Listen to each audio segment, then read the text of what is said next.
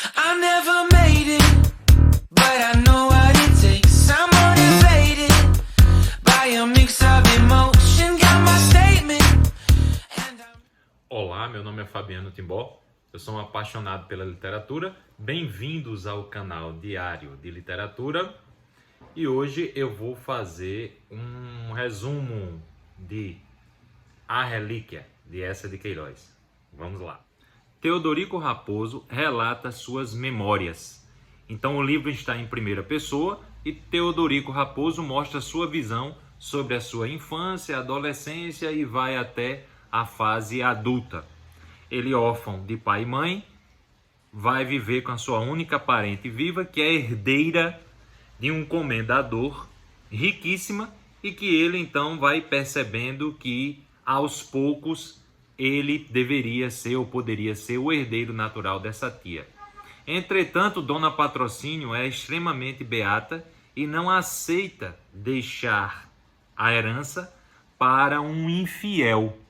Ela aceita deixar essa herança para a igreja. E daí ele vai se transformando, mudando a sua forma de pensar, e ele vai se tornando externamente beato, beatíssimo, mas internamente sempre fica o desejo da libertinagem. Até que surge uma oportunidade criada pelos convivas da senhora Dona Patrocínio, que é a tia Tite, para que ele vá conhecer a Terra Santa.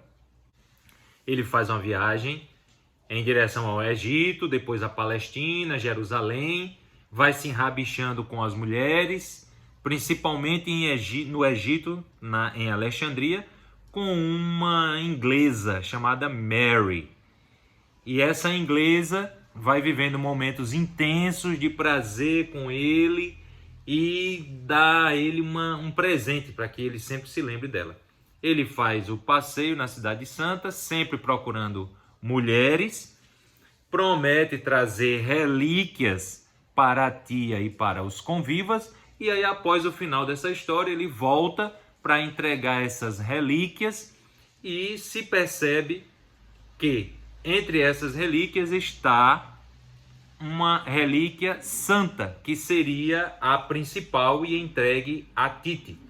São ramas de espinho da árvore de espinhos, que supostamente foi a mesma árvore, segundo um doutor que viajou com ele, conhecedor da religião, a mesma que gerou a coroa de espinhos de Cristo. Então ele pede para que um amigo dele molde a coroa, e aí ele vai levar essa grande relíquia acompanhada de pequenas relíquias para a sua tia de lembrança. Quando ele chega, ele é bem recebido, ele é recebido quase como um santo. Ele vai entregar as relíquias aos convivas da tia e a coroa. E aí quando a tia abre o conteúdo para ver a coroa de espinhos, se dá o desfecho final. Então, para você ver o desfecho, acesse as descrições desse vídeo. Vou fazer alguns comentários sobre essa obra. Não é uma obra de frases, para quem gosta, como eu, de colecionar frases. É uma obra de conjunto, de contexto. Ela fala da dualidade de um ser, em um momento ele se comporta de um jeito, mas a sua essência é outra. Então ele vai vivendo sobre essa hipocrisia, sempre com o desejo e a necessidade de utilizar-se disso para, no futuro, ele ser recompensado de forma financeira. Então o livro, a obra, ela vai sempre tratando dessa hipocrisia, vai relatando exatamente a forma de ser e a forma de se comportar. Se você quiser uma sugestão para continuar entre a aparência e a essência e refletindo sobre o tema, leia O Espelho, de Machado de Assis. É um conto. O livro, ele no seu conjunto, ele é interessante, mas eu pensei seriamente em desistir da leitura.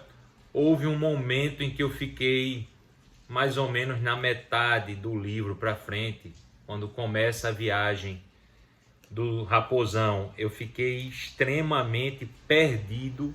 Eu não sabia se havia a ficção da ficção, ou seja, não é como Hamlet, que você tem uma peça dentro da peça.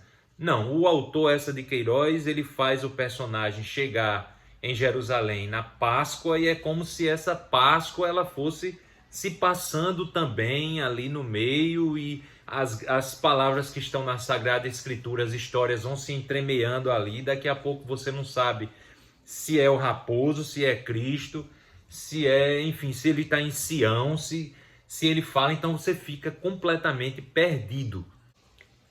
Uma coisa que me desagradou muito nessa leitura foi que, mais ou menos na metade da leitura, você começa a idealizar um final.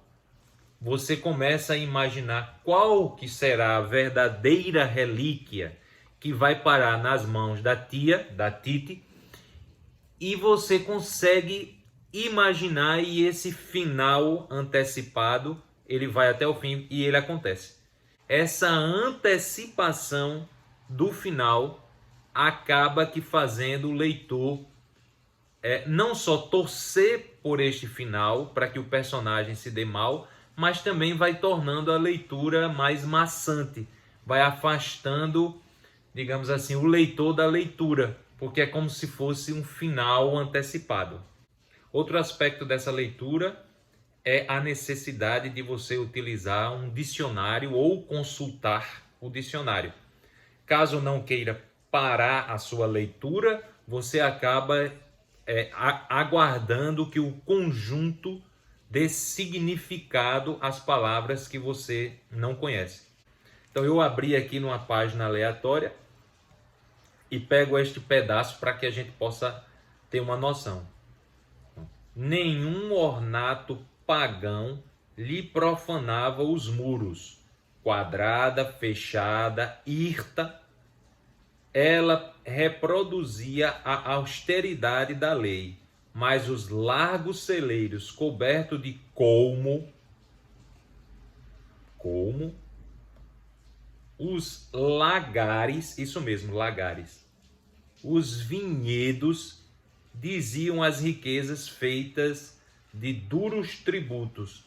No pátio fez 10 escravos, não bastavam aguardar os sacos de trigo, odres, carneiros, marcados de vermelho, recolhidos em pagamento do dízimo.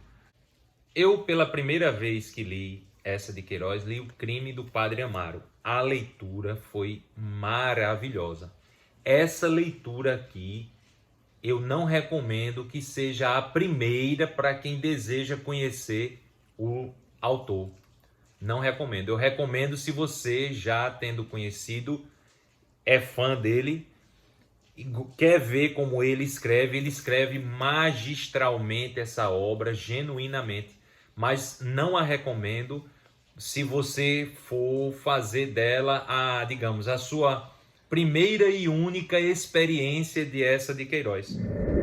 O Eça de Queiroz, ele sequestra da realidade uma beata e coloca na história junto com suas críticas, não só as beatas daquela época, como as beatas atuais e todos aqueles que fazem da religião uma coisa muito íntima, muito ferrenha. Então essa beata da história, ela chega a tomar atitudes segundo o olhar do raposo, porque o livro está em primeira pessoa, que são até tidas como ações más.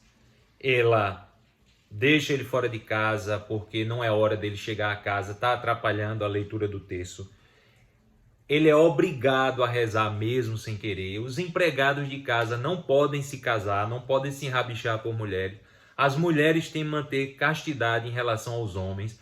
Ela própria não casa, ela herda a herança do comendador, que é seu irmão. A beata impede o personagem de amar em prol de não fornicar.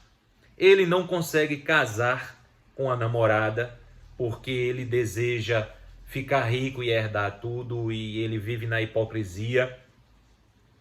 E essa beata reza o texto todo dia, obriga as pessoas a rezarem. Quando ela não pode ir a Jerusalém, ela manda uma pessoa, mas que não se divirta, que reze. Então há um estreitamento mental desta beata, e que ela pode ser o espelho de tantas mais, que fazem com que ela tome atitudes em direção à religião, mas às custas da felicidade de quem está ao seu redor. Esse fundamentalismo justifica as atitudes, ou seja, justifica para a própria pessoa que vive no fundamentalismo as atitudes que podem ser grosseiras aos demais que estão ao redor e podem gerar sofrimento, mas em nome de Cristo isso pode ser explicado. Então essa é uma grande crítica que o Eça de Queiroz faz nessa impressionante obra. Essa crítica não é só à hipocrisia, mas há como se ele quisesse dizer que tanto o Raposo vive nessa hipocrisia, nessa vida dual, como essa tia, Dona Patrocínio, impõe um estilo de vida voltado à sua doutrina.